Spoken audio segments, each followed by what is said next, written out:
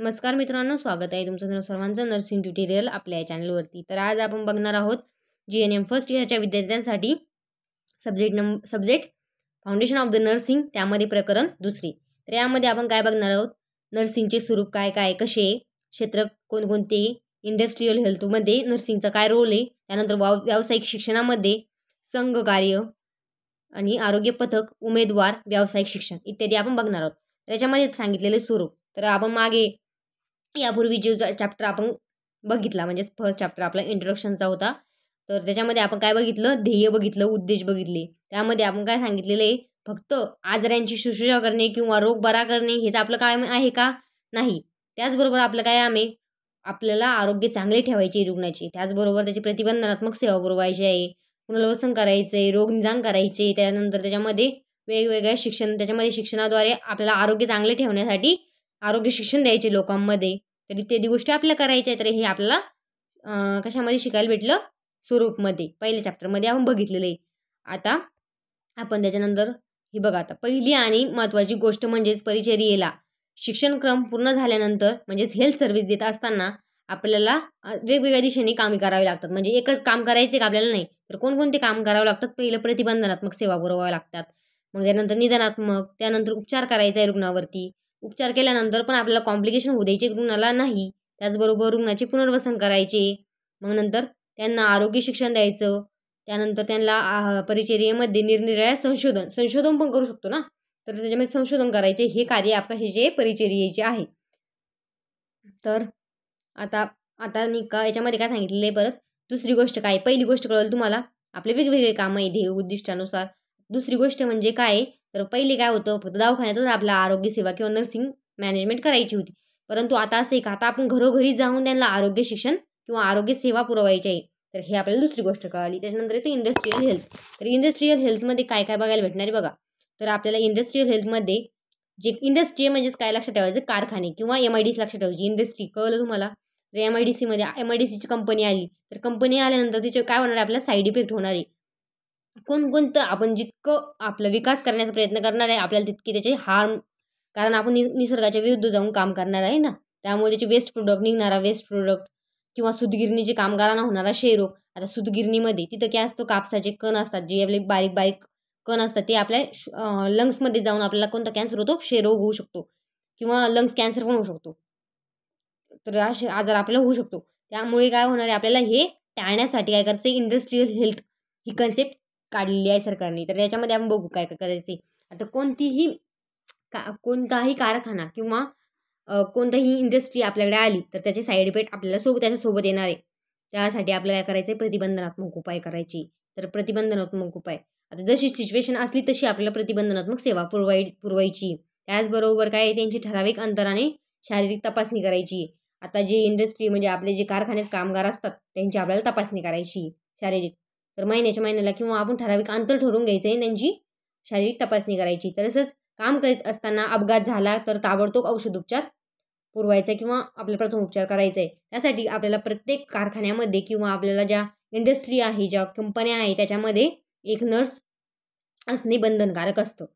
तर त्यांच्या कुटुंबियांना मालकांकडून आणि आरोग्य सेवा उपलब्ध करून देणे. त्यांच्या कुटुंबियांना पण आपण आता भरपूर कंपन्यामध्ये बघितलेले, जिथे ते कामगार असतात त्यांच्या आईवडिलांना किंवा त्यांच्या पत्नींना किंवा त्यांच्या मुलाबाळांना काही आरोग्य सेवा पुरवायची असेल तर त्यांना फ्रीमध्ये भेटून जातं किंवा. तर हे कोणाचे, इंडस्ट्रियल हेल्थ थ्रू हा नियम लागू झालेला आहे. त्याच्यानंतर काय येतं बघा, काम करीत असताना काही झाले तर योग्य प्रमाणात कंपन्सेशन मिळते. म्हणजे त्यांना काय होतं, एक मोफत त्याला पैसे म्हणता येईल असे कंपन्सेशन मिळते, याची कल्पना देणे. आवश्यकता असल्यास ते मिळवून देण्यासाठी मदत करणे. तर मदत करायची पण आहे. आता नर्सिंगचं सर्व लक्षात ठेवायचं आहे. काम करीत असताना तेथील वातावरणामुळे त्यांच्या प्रकृतीवर बिघाड निर्माण होऊन तो पूर्वीचे श्रम काम करू शकत नसल्यास त्याला सोसवेल असे काम त्याला कारखान्यात मिळवून द्यावी. तर लक्षात घ्या, एखादा कारखाना आहे तिथं त्याला काहीतरी झालं किंवा हाडमोड किंवा आपलं हात फ्रॅक्चर वगैरे झाला, तर त्यानंतर तो हाताचं काम न करता दुसरं एखादं साधं बसल्या काहीतरी काम त्याला मिळवून द्यायचं आहे. या सर्व गोष्टींमध्ये इंडस्ट्रियल हेल्थमध्ये येतात, त्या आपल्याला आरोग्य सेवा देत असतानाच करायच्या आहेत. हे परिचारिकेने समजून घ्यावे. तर हे कार्य कोणाकोणाचे? परिचारिकेचे. त्यामुळे आपल्या परिचर्या देत असताना या गोष्टी लक्षात ठेवायच्या आहे. तर समजलं. याच्यामध्ये आता व्यावसायिक शिक्षण, प्रोफेशनल टीचर्स. तर आपल्या ट्युटर्स तर आपण याच्यामध्ये बघू का आता काय काय. तर आपलं पहिलं इंडस्ट्रियल हेल्थ कॉन्सेप्ट क्लिअर झाली. त्यानंतर आता व्यावसायिक शिक्षण बघू आपण. तर कोणत्याही स्तरावरील परिचारिकेस शिक्षकाची भूमिका करावी लागते. आता कोणत्याही स्तरावरील परिचारिका असेल तर तिला काय होतं, एक शिक्षकाची भूमिका तिच्यामध्ये असणे अत्यंत गरजेचे आहे. आता जसं की मी तुम्हाला शिकवते, कोणतीही परिचारिका असू द्या, मग ती GNM असू द्या, ANM असू द्या किंवा BS नर्सिंग, त्यांना सर्वांना आपल्याला एक शिक्षक लपलेला असतो त्यांच्यामध्ये.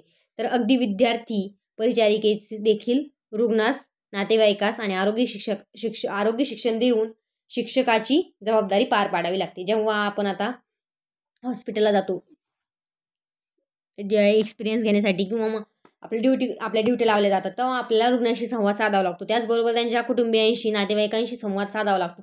तेव्हा आपल्याला त्यांना सांगावं लागतं, रुग्णाची अशी काळजी घ्या. त्याबरोबर त्यांना आरोग्य शिक्षण द्यावे लागते.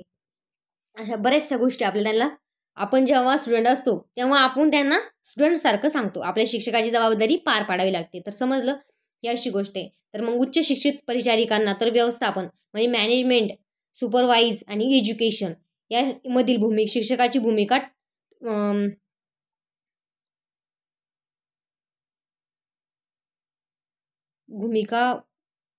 म्हणजे त्यांना भूमिका मांडावी लागते. त्यानंतर ग्रामीण भागामध्ये काम करणाऱ्या आरोग्य सेवक यांची निवड करणे, त्यांना योग्य प्रकारचे प्रशिक्षण देणे, त्यांच्या कामावर देखरेख करून त्यांना मार्गदर्शन करणे, या गोष्टी कराव्या लागतात. आता सुपरवायझर नर्सिंगमध्ये आता सपोज एक मेट्रियन मॅम आहे, त्या काय करणार, सगळं मॅनेजमेंट करणारी आहे, काय त्या परिचर्याचा आहे. परंतु त्यांच्या हाताखाली त्यांना खूप परिचारिकेला त्यांनी सर्वांचं मॅनेजमेंट, सर्वांचं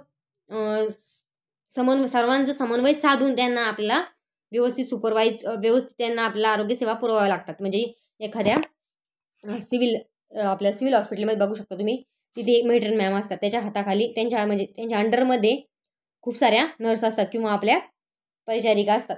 तर त्यांच्या ड्युट्या मॅनेज कराव्या लागतात. परत त्यांच्या हाताखाली येणारे विद्यार्थी, त्यांना सुपरवाईज करावं लागतं. त्याच्यानंतर त्यांना एज्युकेशन द्यावं लागतं. त्यानंतर त्यांना भरपूर प्रशिक्षण द्यावे लागतात, मार्गदर्शन करावं लागतं, त्यांची देखरेख करावी लागते. तर हे सर्व काय असतं, म्हणजे व्यावसायिक शिक्षण याच्यामध्ये हे येतं. तर याच्यामध्ये बघूया आता तुम्ही त्यांना योग्य प्रकारचे शिक्षण देणे, म्हणजे त्यांना योग्य प्रकारचं शिक्षण पण देता आलं पाहिजे. त्यानंतर त्यांचे जे काम आहे त्या कामावर देखरेख ठेवायची, मार्गदर्शन द्यायचे, सुपरवाईज करायचे आणि हे सर्व कार्य करायचं असतं, परिचारिकेला करावे लागतं. त्याच्यानंतर येतं टीमवर्क म्हणजेच काय बघू आपण.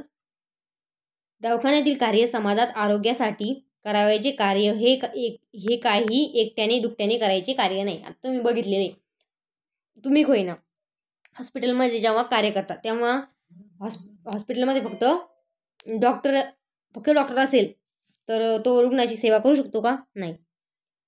फक्त नर्स असेल ती रुग्णाची सेवा करू शकते का? नाही. त्याचसोबत हे दोघं असेल परंतु आपले मावशी किंवा मामा ते नाही आहे, कर्मचारी नाही आपले, तर त्यांच्याशिवाय आपण काम करू शकतो का? नाही. थोडं सर्वांचं आपल्याला सहकार्य लागणार आहे. सहकार्यच उत्तम हवे, म्हणजे सर्वांचे सहकार्य कसे पाहिजे? उत्तम पाहिजे. सगळ्यांचं समन्वय, सर्वांचा एकमेकांशी चांगला समन्वय पाहिजे, म्हणजेच उत्तम हवे. तर आपण सर्कसचे उदाहरण डोळ्यापुढे घ्यावे. सर्कसचं उदाहरण डोळ्यासमोर आणायला सांगितलं. तर त्यामध्ये कोण सुद्धा आदेश देत नसताना प्रत्येक जण आपले काम व्यवस्थितपणे योग्य वेळी पार पाडत असतो सर्कसमध्ये. ते देखील एकमेकांच्या सहकार्याने आणि प्रत्येक खेळ यशस्वी होतो. त्याचप्रमाणे रुग्णास बरे करण्यासाठी दवाखान्यामध्ये यशस्वीतेसाठी उद्दिष्टपूर्तीसाठी पथकातील प्रत्येक व्यक्ती संघटितपणे कार्य केले पाहिजे, म्हणजे प्रत्येकाने कार्य केले पाहिजे. तर लक्षात घ्या तुम्ही, एखादा ॲक्सिडेंट पेशंट आला तर त्यानंतर पहिले काय करणार आहे, मामा मावशी आपलं पेशंट आपल्याकडे आणणार. त्यानंतर ते पेशंट आपल्यापर्यंत आणलं, आपण त्याला प्रायमरी ट्रीटमेंट देऊन डॉक्टरांना बोलवणार आहे. मग डॉक्टर त्यांची ट्रीटमेंट लिहून देऊन आपण पटकन त्यांच्यावर ट्रीटमेंट करणार आहे. ह्या असं असतं पटकन. मग ती गणना आल्यानंतर आता कोणाचं काम सांगायचं काम पडलं का? नाही. तर असे योग्यरीत्या काम केल्यानंतर काय होणार आहे, रुग्णाचा जीव वाचणार किंवा रुग्णाला योग्य ती सेवा पुरवली जाणार आहे. तर हे मला कारण मी सर्कस बघितलेलं नाही आहे, त्यामुळे मला ते उदाहरण एवढं समजलं नाही. परंतु प्रत्येक गोष्ट आपल्याला ज्याने ज्याचं काम व्यवस्थित केल्यानंतर चांगल्या प्रकारची आरोग्यसेवा देता येईल. त्यामुळे टीमवर्क इम्पॉर्टंट आहे. म्हणूनच प्रत्येकाने समजून घेऊन क्रमावर ठराविक वेळेत ठराविक काम उरकल्यास वेळेची आणि शक्तीची, पर्यायाची, पैशाची बचत होते. सांघिक कार्य उत्तम रीतीने होण्यासाठी प्रत्येकाला आपले स्वतःचे काम काय आहे हे माहीत असणे गरजेचे आहे. आता प्रत्येक काम आपल्याला कोणतं काम करायचं आहे हे आपल्याला माहीत असणे गरजेचे असावे. कर्तव्याची आणि जबाबदारीची जाणीव असावी लागते. काही केलं कर्तव्य जाणीव ही माहीतच नाही, आपलं कर्तव्य काय किंवा आपली जबाबदारी काय हे माहीत नाही, तर त्याचं कार्य करता येईल का नाही. त्यामुळे त्याचं काम माहीत पाहिजे, त्याचे कर्तव्य माहीत पाहिजे, त्याची जबाबदारी त्याला माहीत पाहिजे. मग ती परिचारिकेला असो किंवा डॉक्टरला असो. कारण या ठिकाणी आपण भावना, स्वतंत्र व्यक्तिमत्व असलेल्या सजीव व्यक्तीवर काम करणार आहोत हे माहीत असावे. आता एखाद्या वेळेस आपण एखाद्या इंडस्ट्री म्हणजे कारखान्यात काम करतोय, तर एखादं काम खालीवर झालं तर काय होणार, काही नुकसान होणार नाही एवढं. परंतु इथे काय करतोय आपण, आता एका जीवाशी खेळतोय, जिवंत सजीव जीवाशी खेळतोय. त्यामुळे आपण कोणतंही काम स्वतंत्रपणे करू शकतोय का, नाही, कारण एका जीवाचा प्रश्न आहे, असं आपल्याला याच्यामध्ये सांगितलेलं आहे. आरोग्य संघ कार्याचे नेतृत्व हे परिचारिकेलाच करावे लागते. कारण डॉक्टर जरी शिक्षणाने पदाने उच्च असेल तरी ते काही 24 तास दवाखान्यात राहू शकत नाही.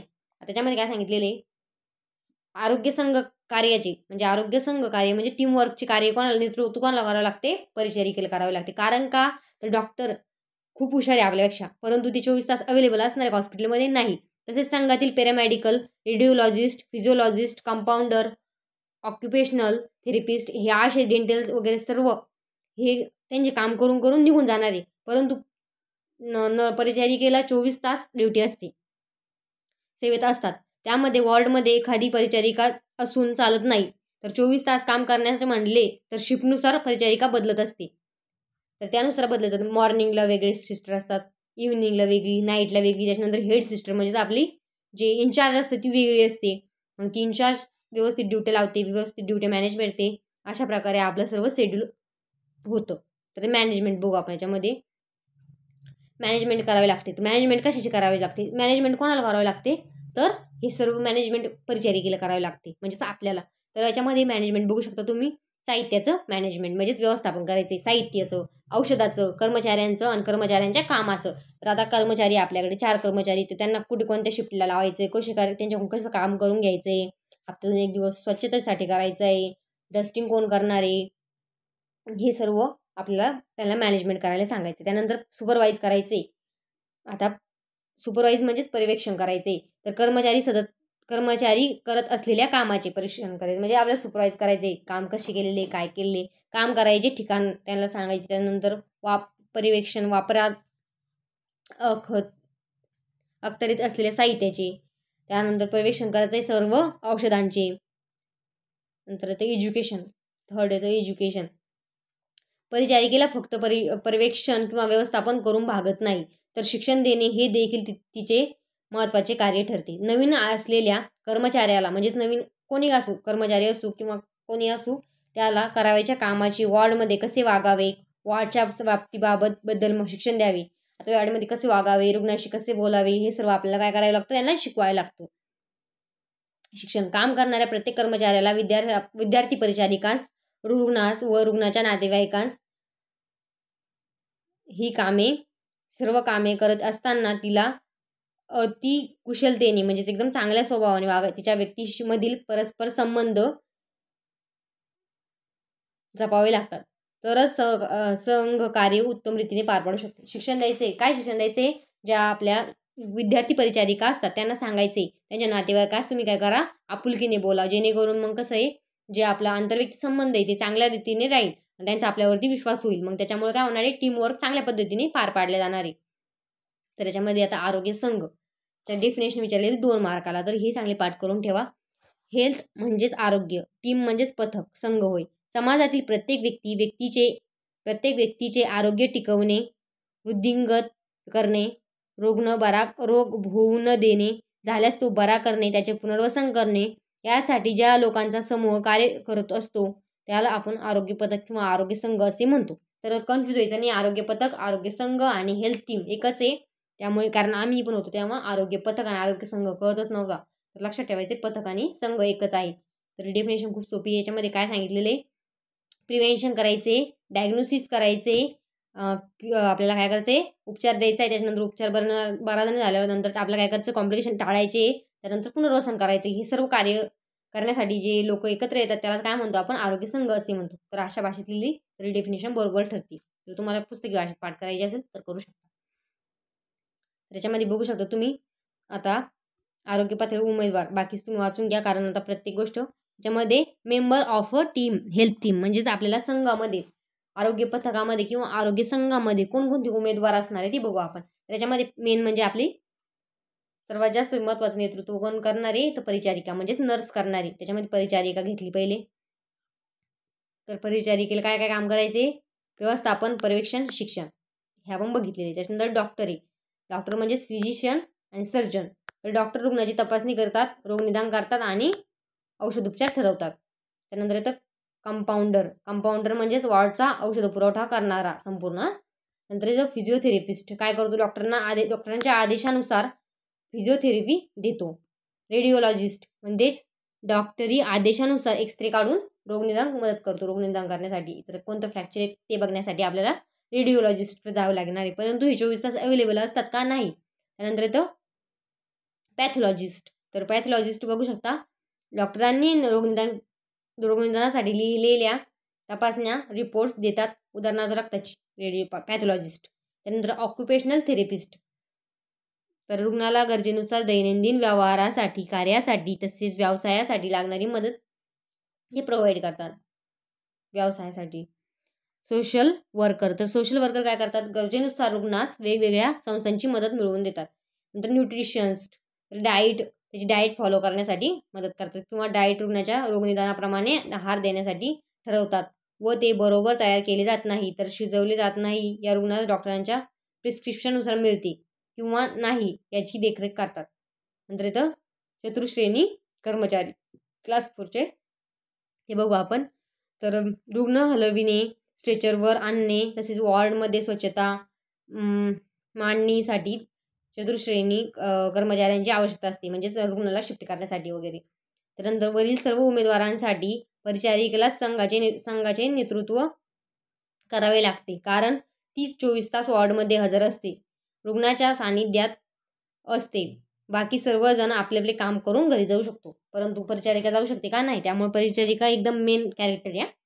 तर मग आपण प्रोफेशनल एज्युकेशन बघू. तर व्यावसायिक एज्युकेशनमध्ये मेडिकल सायन्स म्हणजेच आपलं फारच प्रगती होत आहे. तर कशी प्रगती होती बघू आपण. त्याचबरोबरीने परिचर्या शिक्षणामध्येही प्रगती होत आहे, अतिमहत्त्वाचे आहे. तर याच्यामध्ये बघू शकता तुम्ही. आता सर्वप्रथम खालून बघायचं वरती. आता ENM झाल्यानंतर काय होणार आहे, LHV होऊ शकतो तुम्ही. ENM झालं त्यानंतर काय होतं, LHV. त्याच्यानंतर आता GNM, ANM खालची पोस्ट आहे, त्याच्यानंतर LHV, त्याच्यानंतर GNM किंवा RM. त्यानंतर तर हा कसा आहे, सर्टिफाईड कोर्स आहे. त्याच्यानंतर काय, मग BSc नर्सिंग, नंतर MSc नर्सिंग, मग MPhil. त्याच्यानंतर PhD करू शकतो आपण नर्सिंगमध्ये, म्हणजेच डॉक्टर आपल्याला डिग्री लागून जाते डॉक्टरची PhD झाल्यानंतर. तर याच्यामध्ये आता एक कोर्स आफ्टर GNM आपण कोणकोणते कोर्स करू शकतो, PHN करू शकतो. त्याच्यानंतर PHN केल्यानंतर पण तुम्ही एक ट्युटर होऊ शकता. त्याच्यानंतर पीडियाट्रिक नर्सिंग, सायकॅट्रिक 11 महिन्याचे कोर्स आहे किंवा 11 महिन्याचे कोर्स आहे आय थिंक हे. तर हे सर्व आता पुढे बघण्याचा आहोत आपण. Paediatric nursing, psychiatric nursing, administration, theatre technique म्हणजेच आपलं OT, नंतर ऑप्थॅल्मिक, ऑर्थोपेडिक नर्सिंग. तर याच्यामध्ये बघू आपण. मागील तक्ता पाहून आपल्याला समजले आहे की आता नर्सिंगमध्ये फक्त ANM किंवा GNM हे 2च कॅटेगरी राहिलेल्या नाहीत. तर आज आपल्या GNM म्हणजे महाराष्ट्रात अनेक उच्च शिक्षित परिचारिका पाहाव्यास मिळतात. ANM कोर्स झाल्यानंतर परिचारिका जर अर्हताप्राप्त असतील, 12वी सायन्स असेल तर ती GNM साठी ॲडमिशन घेऊ शकते. तर नंतर पुढे त्या कोणत्याही सर्टिफाईड कोर्स करू शकतात. तर कोणता सर्टिफाईड कोर्स बघा करू शकते, म्हणजे कोणकोणते आपण आता बघितले का, ते पीडियाट्रिक नर्सिंग ते 11 महिन्याचा कोर्स असतो. तर RNM किंवा GNM नंतर करू शकतो तुम्ही तो. त्यानंतर कोणतीही registered nurse, registered midwife BSc नर्सिंगसाठी लागणारी शैक्षणिक अर्हता प्राप्त असेल केलेली असेल तर ती पुढे BSc nursing, MSc nursing, MPhil आणि PhD नर्सिंग करू शकते. यावरून आपल्याला परिचारिकेची व्याप्ती किती मोठी आहे हे आपल्याला क्षेत्रात आणि किती प्रगती करू शकते हे लक्षात येते. तर समजलं तुम्हाला, जरी वाचून घेऊ शकता तुम्ही. त्याच्यामध्ये तुम्हाला फक्त एवढं समजून सांगायचं होतं, कारण तुम्ही GNM झाल्यानंतर थांबू नका. त्यानंतर पुढे तुम्ही असंच करू शकता, हे तुम्हाला माहिती असणे गरजेचे आहे. तर परिचारिकेचा व्यवसाय हा इतर व्यवसायांमध्ये तिन्ही दृष्टीने श्रेष्ठ ठरतो. एका विद्येवेतन देऊन सरकार आपल्याला शिक्षण देते आणि अभ्यासक्रम पूर्ण झाल्यानंतर नोकरीची हमी असते. दुसरे म्हणजेच व्यवसायामध्ये प्रगतीसाठी खूप वाव आहे. तिसरे म्हणजे व्यवसाय करीत असताना रुग्ण बरा होऊन घरी जात असताना आपल्याला ते होणारे जे समाधान. तर याच्यामध्ये काय सांगितलेले, परिचारिका व्यवसायामध्ये तुम्हाला काय भेटते, शिक्षण भेटते. त्याच्यानंतर तुम्हाला नोकरीची हमी भेटते नर्सिंगमध्ये, म्हणजे परिचारिकेमध्ये. समजा परिचारिका तुम्ही झाल्या तर त्याच्यानंतर तुम्हाला नाही का रुग्णाला तुम्ही क्युअर केलं किंवा उपचार दिले तर तो बरा झाल्यानंतर तुम्हाला एक मनामध्ये एक समाधान असतं. तर या 3 गोष्टी आपल्या परिचर्या व्यवसायामध्ये भेटणार आहे. तुम्हाला समजलं असेल. खूप सोप्या शब्दात मी समजून सांगण्याचा प्रयत्न केला आहे आणि अवघ्या 20 मिनिटात आपला चॅप्टर कव्हर झालेला आहे. तर चॅनलला लाईक करा, आपल्या चॅनलला सबस्क्राईब करा, व्हिडिओला लाईक करा, जेवढं होईल तेवढं शेअर करा. धन्यवाद.